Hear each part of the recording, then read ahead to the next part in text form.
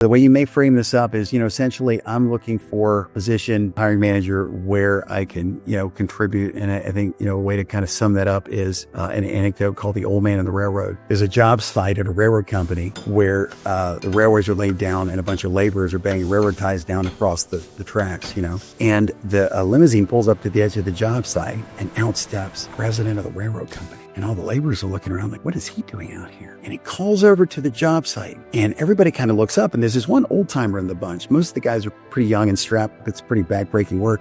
And the old man lights up and he laughs and he smiles and he kind of runs off the job site, and they embrace and hug his friends and they laugh heartily together, and they get in the limousine, and the rest of the laborers are like, how does he know him? And what happens is right about then the rest of the crew goes on lunch break. So they start connecting the dots. Did he really drive out here to have lunch with him? That's crazy. I wonder how they know each other. So meanwhile, lunch is over. They get back to work. And sure enough, the old man gets out of the limousine. He says goodbye.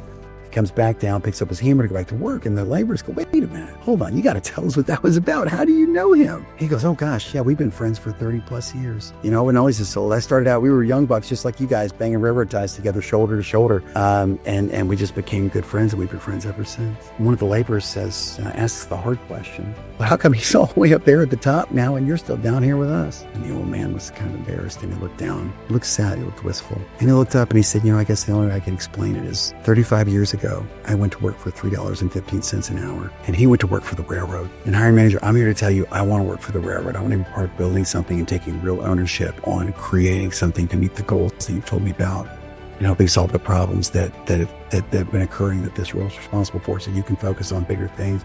And that's the kind of ownership I want to have. I mean, something that's personal, something that's human, something that resonates with people. Want to be inspired. You know what I mean?